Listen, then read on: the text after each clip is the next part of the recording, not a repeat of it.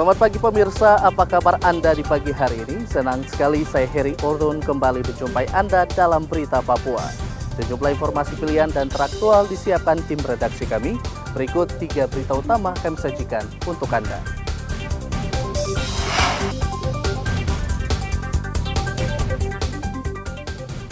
Antisipasi kerusuhan, ratusan BRIMOB dikirim ke Mambramo Tengah.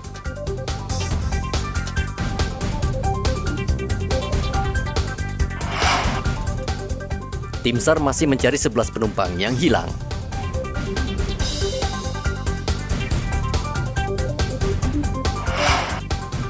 Spesialis pencuri barang di jok motor diringkus polisi.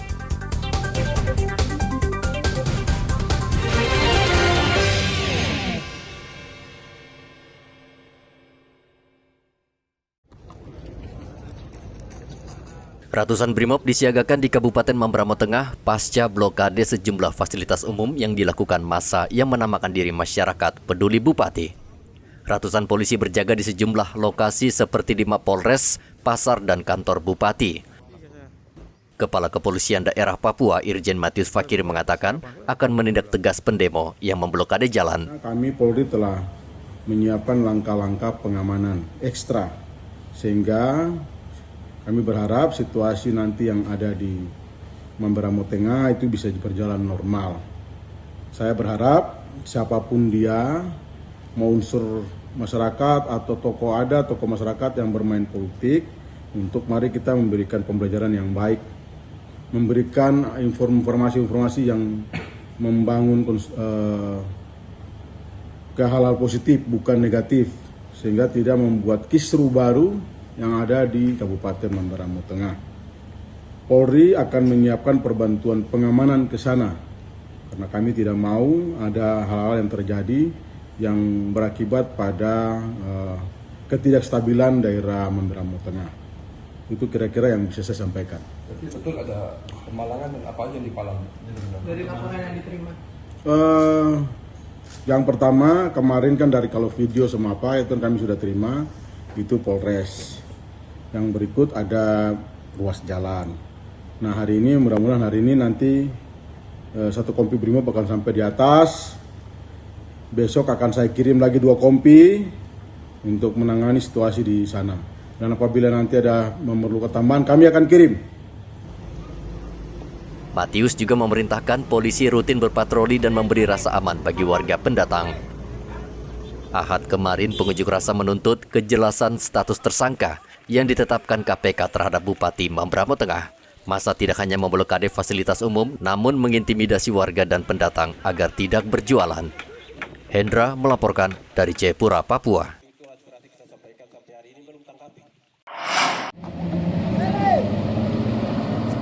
11 penumpang kapal motor usaha baru yang tenggelam hingga saat ini belum diketahui keberadaannya. Namun tim SAR gabungan masih tetap melakukan operasi pencarian di lokasi kapal tenggelam. Kepala Kantor SAR Mimika Shores Mercy Randang mengatakan sampai saat ini tim SAR bersama polisi dan tentara terus menyisir pantai Amar hingga perairan Mimika Barat. Tim SAR juga melibatkan Badan Keamanan Laut atau Bakamla untuk membantu memberikan informasi keberadaan 11 korban penumpang kapal motor usaha baru. Dan tim SAR gabungan yang sudah melaksanakan operasi semenjak 4 hari yang lalu melanjutkan operasi SAR pada pukul 08.00 pagi tadi. Sebelumnya mereka menginap di daerah perkampungan Ipaya dan sudah bertolak lebih lanjut ke daerah Amar dan mengarah ke arah bagian barat untuk memperluas area pencarian. Untuk perdukungan sarana yang saat ini dilaksanakan operasi SAR di daerah perairan Amar, yaitu ada penambahan alut yaitu 2 unit RCR untuk memudahkan tim menyisir di daerah tepian. Jika ada masyarakat yang menemukan, tentunya kita harus ada komunikasi, dan oleh karena itu ada tim yang bergerak di tengah dan ada tim yang menyusuri tepian pantai. Tentunya kita menyesuaikan dengan cuaca, ya, karena kita ketahui saat ini cuaca di daerah tersebut di tengah bergelombang dan di tepian tentunya ombaknya cukup besar. Kita akan menyesuaikan, jika perlu kita hanya jalan kaki, kita menyesuaikan. Kami sampaikan juga unsur SAR gabungan ya dari Basarnas maupun TNI AL maupun dari Pol Airut bersama dengan pihak Kodim ya dalam hal ini Koramil serta Polsek di jajaran Polres Timika sudah berkomunikasi, menjalin komunikasi untuk memberikan informasi kepada masyarakat agar dapat memberikan informasi apabila menemukan tanda-tanda akan keberadaan korban. Kami juga sudah bekerja sama dengan Bakamla untuk terkait dengan memonitor perkembangan lalu lintas kapal atau kapal yang melewati alur pelayaran tersebut. Sehingga ada beberapa kapal yang terdeteksi sudah dipublikasikan juga dari e-Brokesnya, aplikasi dari Basarnas Pusat terkait dengan pemberitahuan jika kapal-kapal yang melintasi daerah tersebut agar dapat memberikan bantuan atau pemantauan jika melihat memberikan bantuan SAR dan melaporkan kepada pihak tim SAR gabungan untuk menindaklanjuti seperti pertolongan. KM Usaha Baru membawa 18 penumpang dan 30 kubik kayu. Kapal bertolak dari Sorong, Papua Barat dengan tujuan Timika 7 Juli lalu. Saat berada di perairan Amar, kapal digulung ombak tinggi. 7 penumpang berhasil menyelamatkan diri, namun 11 orang penumpang hilang. Dari Mimika, Papua, Igobat Momolin melaporkan.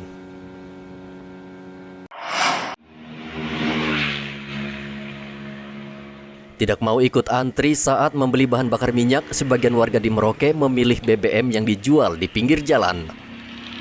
Meski harga BBM Pertamax lebih mahal di Pertasop, warga tidak peduli karena mereka tidak mau membuang waktu berlama-lama di SPBU. Tidak heran Pertasop di Jalan Sultan Syahrir ini ramai dikunjungi pembeli. Dalam sehari pengelola Pertasop bisa menjual hingga 1.500 liter BBM. Hal yang sama juga terlihat di Pertasop di Jalan Mopah Lama, meski relatif lebih sepi dibanding di Jalan Sultan Syahrir, dipastikan 500 liter BBM setiap hari ludes. Kita buka dari jam 6 sampai setengah 10 malam. Ya. Kalau perharinya itu kunjungan tuh berapa ya? Nggak kurang itu sih. Itu capai ratusan nggak Pak?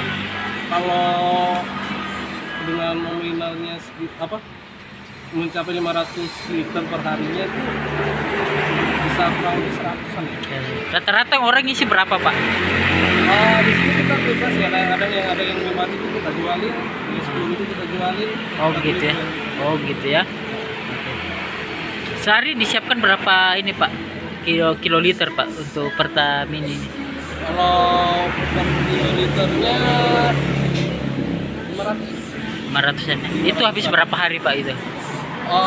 Untuk pengisian? Iya. Pengisiannya tuh 3 hari sekali. 3 hari sekali. 2.000. Dalam sehari ini ada sekitar berapa pengunjung yang mengisi di Pertasop ini Mas? Jadi kalau dihitung sih nggak bisa dihitung, Bang. Kalau banyak beda dia. Capai ratusan enggak tiap hari? Lebih ratusan ya? Lebih ratusan. Biasa yang disiapkan berapa liter Pak setiap hari di sini? Ini isinya 3,5 ton. 3,5 ton? Iya. Biasa habis Pak? Nggak habis. Bang. Nggak habis ya? Jadi Itu dalam satu hari tuh bisa habiskan tuh sekitar 1,8 1,9 ton ya? Iya, sampai 2 ton ya. Buka sampai jam berapa Pak? Sampai jam 8 malam. Oke. Jadi itu nggak berhenti ya sampai malam ya? Nggak berhenti. Oke. Warga frustasi membeli BBM jenis Pertalite di SPBU karena harus antri berjam-jam lamanya. Itu kenapa itu? Lebih bagus Pertamax ya daripada eceran ya? Oh ya oke. Antrian panjang Pertalite di SPBU Merauke sebenarnya bukan hal baru. Namun hingga saat ini pemerintah daerah belum bisa memberikan solusi, padahal BBM merupakan komoditas vital agar perekonomian bisa berjalan dengan baik.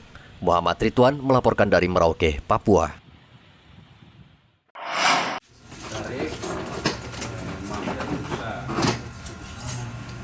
Keluarkan dompetnya. Polisi meringkus seorang pemuda yang kerap mencuri barang berharga dari dalam jok motor. Perbuatan pelaku meresahkan warga. Dengan kelihayannya, pelaku bisa mencuri barang berharga milik korban dari dalam jok sepeda motor dalam hitungan detik.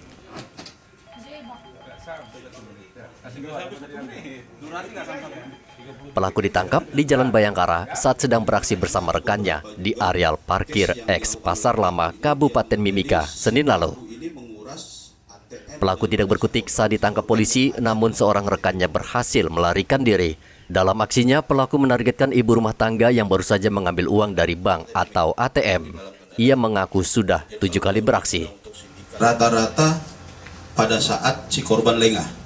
Jadi si korban dari tempat misalnya pengambilan uang dari bank misalnya ataupun ATM, dia mampir dulu.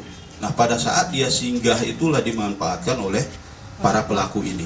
Jadi pada kesempatan ini kalau memang sekiranya mengambil ataupun membawa barang berharga, ya mungkin saran saya tidak usah mampir kemana-mana, silahkan langsung menuju ke titik tujuan ataupun ke rumah atau kemana yang memang menjadi tujuan dari masyarakat itu sendiri. Jadi tidak perlu mampir-mampir. Kalau untuk pengambilan uang misalnya dalam jumlah besar, ya khususnya di bank, mungkin tidak ada salahnya menginformasikan ke kami. Ya kami tidak minta imbalan ya. Ya silakan, ini hanya untuk mengamankan dari kegiatan masyarakat. Silakan bisa diinformasikan ke kami. Nanti kami pun akan lakukan pendampingan. Ya sehingga dari pihak masyarakat betul-betul merasa aman dan terhindar menjadi dari korban kejahatan. Dari tangan pelaku, polisi menyita sepeda motor, sejumlah uang tunai pecahan 50 dan 100 ribu, 2 ponsel dan jaket. Pelaku terancam hukuman penjara 7 tahun. Dari Mimika, Papua, Igobat Momolin melaporkan.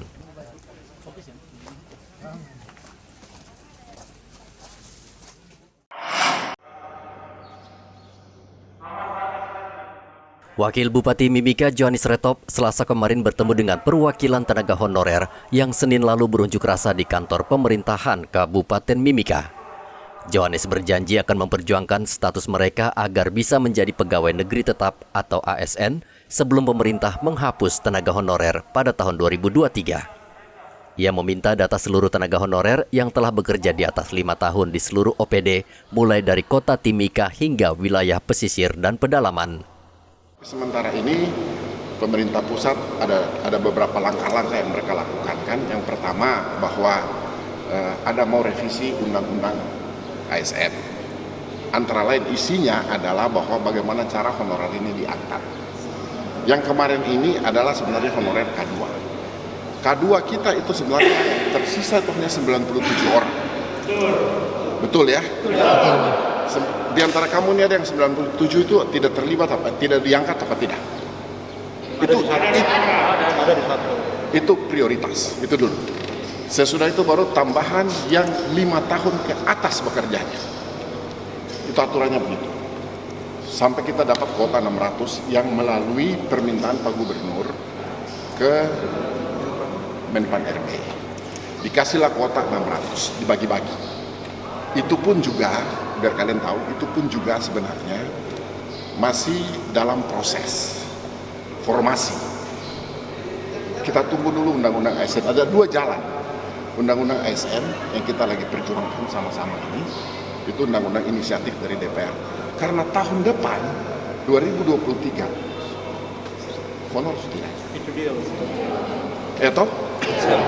Bahwa dengan adanya pemekaran provinsi di Papua ini, maka untuk pegawai negeri diangkat dari honorer untuk menjadi pegawai negeri akan ditambah kuotanya sampai batas maksimum. Biasanya kan 35 tahun, sekarang jadi 48 tahun. Kita akan coba jalur itu, ya. Tapi saya tidak jawab sekarang. Tapi yang sekarang saya minta sama kalian, kasihkan data. Kalian punya data. Kamu semua nih, kamu catat, jangan hanya kamu ini saja. Semua honorer di semua OPD. Semua OPD ya. Yang sudah di atas 5 tahun dulu. Yang kedua, saya juga minta data dari kalian yang di semua OPD yang kamu merasa bahwa itu pegawai-pegawai yang diangkat itu ada yang kamu bilang siluman lah, ada yang baru 1 bulan lah, ada yang belum sampai 1 tahun lah, dan segala macam. Tapi mereka bisa punya nama. Ya, betul. Betul ya? Betul. Ya. Kalau ada punya nama, berarti ada manipulasi data. Iya. Ya kan? Ya. Karena minimal yang diterima di Jakarta 5 tahun. Ya. Saya janji sama kalian, ini saya rekam. Saya akan usut tuntas. Iya. Senin lalu, ratusan tenaga honorer berunjuk rasa ke kantor Bupati Mimika. Unjuk rasa ini yang kedua kali karena respon pemerintah daerah dinilai lambat. Pengunjuk rasa mempertanyakan status mereka yang hingga kini masih honorer. Mereka juga menduga ada oknum Pemda Mimika yang memanipulasi data sehingga banyak tenaga honorer yang dirugikan. Dari Mimika, Papua, Igobat Momolin melaporkan.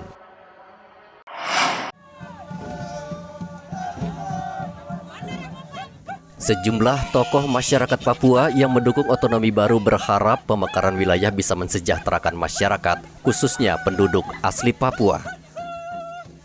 Tokoh masyarakat Merauke, Freddy Gepse, sudah mewanti-wanti Provinsi Papua Selatan harus mengutamakan warga asli Papua dalam rekrutmen atau penerimaan pegawai negeri sipil atau ASN. Harus ditekankan bahwa ketika keringat darah dan air mata telah dikucurkan bahwa untuk provinsi sebagaimana amanat Undang-Undang Otonomi Khusus, baik itu jilid 1 maupun jilid 2, kita memberikan apresiasi perlakuan khusus, perlakuan berbeda kepada orang asli Papua di selatan. Apa artinya?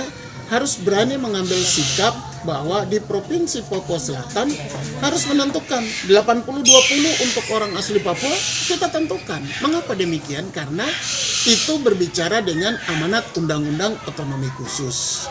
Nah, ketika tatanan kedua, itu baru kita mengikut sertakan masyarakat Nusantara yang ada di Provinsi Papua Selatan.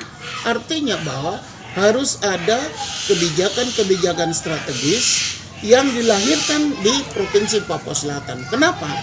Supaya kita merasa bahwa provinsi ini hadir dari implementasi Undang-Undang Otonomi Khusus, yaitu peningkatan pemberdayaan kesejahteraan terhadap kualitas hidup orang asli Papua di selatan Papua. Kira-kira itu dasar dari apa yang diharapkan.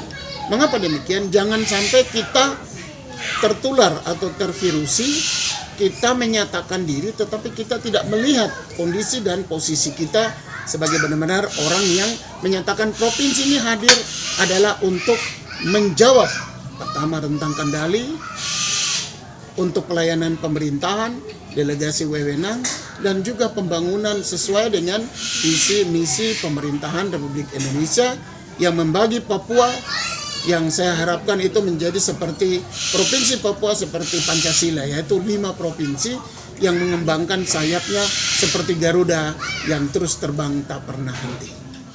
Kendati DPR RI sudah mensahkan Provinsi Papua Selatan, namun untuk sementara semua instrumen birokrasi di Merauke masih di bawah kendali Provinsi Papua. Hingga ada caretaker atau penjabat sementara setingkat gubernur yang ditunjuk Presiden. DPR RI telah memutuskan Papua dimekarkan menjadi 4 provinsi, sehingga saat ini total ada 4 provinsi di tanah Papua. Muhammad Ridwan melaporkan dari Merauke, Papua.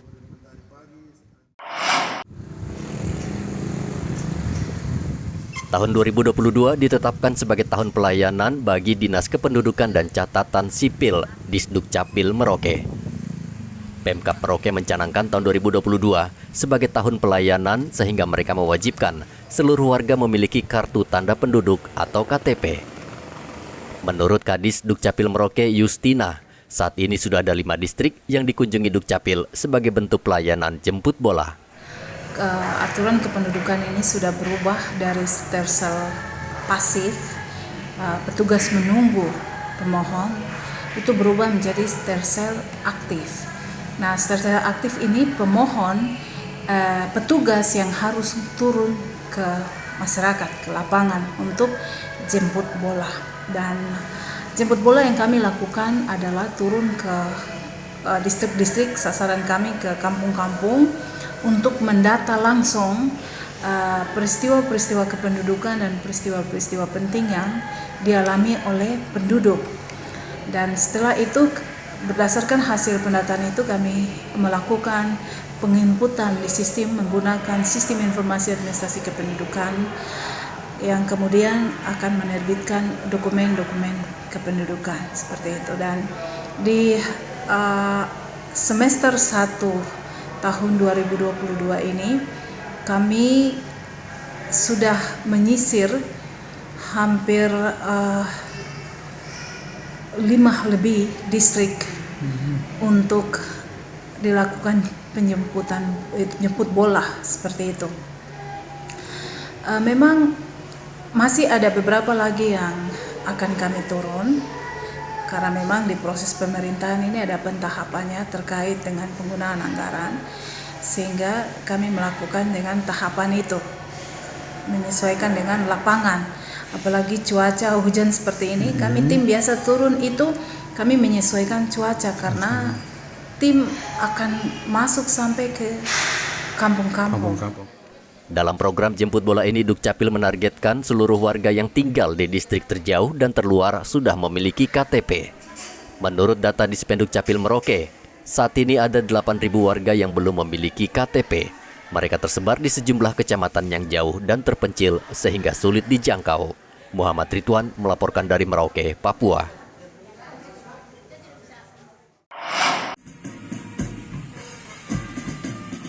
Lantamal 14 Sorong Selasa kemarin menggelar apel pasukan dan simulasi bencana yang melibatkan TNI Polri. Apel dipimpin langsung Komandan Lantamal 14 Sorong Laksamana Pertama Imam Sumani.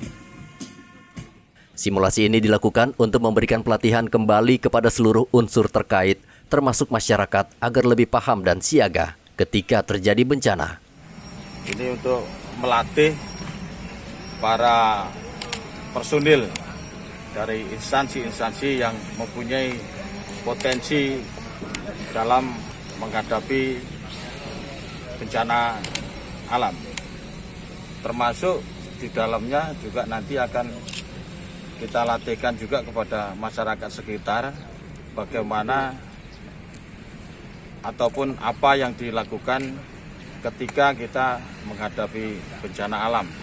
Di dalam latihan penanggulangan bencana alam yang saat ini yang kita latihkan adalah bencana alam gempa bumi dan tsunami. Nah, nanti untuk personel dari instansi yang mempunyai kemampuan dalam potensi SAR ataupun Search and Rescue, misalnya seperti TNI Angkatan Laut, TNI Angkatan Darat, kemudian kepolisian, dari kantor SAR, dari BPBD, dari Tagana. Nah, itu semua nanti juga kita latih, kita refresh kembali supaya prosedur ataupun tindakan-tindakan ketika terjadi bencana itu menjadi segar kembali dan kemampuan di dalam menghadapi bencana alam ini menjadi meningkat dan menjadi segar kembali.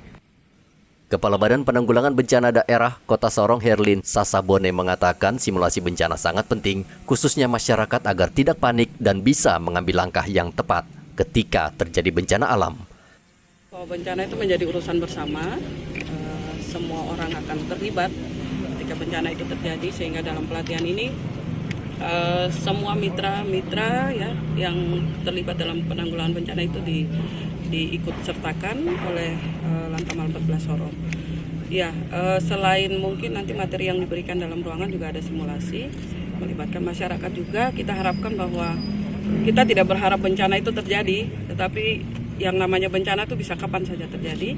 Tapi paling tidak dengan adanya kegiatan pelatihan seperti ini, kemudian nanti simulasi yang melibatkan masyarakat juga, paling tidak kita sudah tahu apa yang harus kita lakukan, siapa berbuat apa. Kemudian juga masyarakat juga lebih. Sorong adalah salah satu kawasan yang rawan bencana. Secara geografis, Sorong berhadapan dengan Lautan Pasifik sehingga rentan dilanda tsunami. Topan melaporkan dari Sorong, Papua Barat. Meski perayaan Idul Adha sudah 2 hari berlalu, namun pemotongan hewan kurban di rumah pemotongan hewan Dinas Peternakan hingga Selasa kemarin masih berlangsung. Rumah potong hewan Dinas Peternakan Merauke melibatkan 135 relawan untuk membantu menyembelih hewan kurban sapi yang berjumlah 284 ekor. Tenaga relawan tersebut seluruhnya adalah mahasiswa dari Universitas Yasanto dan Musamus. Kadis Peternakan Merauke Marta Bayu mengatakan sebelum dipotong sapi harus melewati proses pemeriksaan kesehatan, termasuk daging yang sudah dipotong agar kesehatan hewan dan daging aman dikonsumsi. Rangka Hari Raya Kurban ini kami tidak memungut retribusi, tapi kami memberikan pelayanan untuk semua pengkurban. Demikian, terima kasih. Bu, yang terakhir proses pemeriksaannya seperti apa, Bu? Jadi untuk proses pemeriksaan kesehatan, jadi ada proses pemeriksaan antemortem ya. Jadi pra atau sebelum ternak tersebut disembelih ya secara teknis. Jadi ada tim khusus dan setelah itu setelah penyembelihan, di mana mungkin nanti dagingnya seperti apa, tulangnya seperti apa, dan juga pada bagian-bagiannya. Jadi kami ada menyiapkan tim teknis yang memang sebelum ternak tersebut disembelih sudah dilaksanakan pemeriksaan kesehatan. Selanjutnya setelah penyembelihan. Jadi nanti hasil akhir yang kami fasilitasi di RPH Ruminansia ini, jadi daging sudah kami packing sesuai permintaan, ada yang 1 kilo, ada yang 2 kilo, dan juga ada yang 1 ekor ternak itu dibagi menjadi 4. Dan kemudian tulang dan jeroan-jeroan itu sudah kami kemas dengan baik untuk kami serahkan kepada pengkurban. Mengingat jumlah hewan yang dipotong berjumlah ratusan ekor, Dinas Peternakan menargetkan pemotongan hewan akan selesai dalam waktu 4 hari mendatang. Muhammad Ridwan melaporkan dari Merauke, Papua.